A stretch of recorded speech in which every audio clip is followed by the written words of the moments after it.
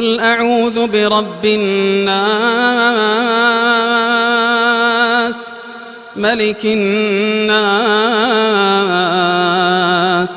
إله الناس من شر الوسواس الخناس الذي يوسوس في صدور الناس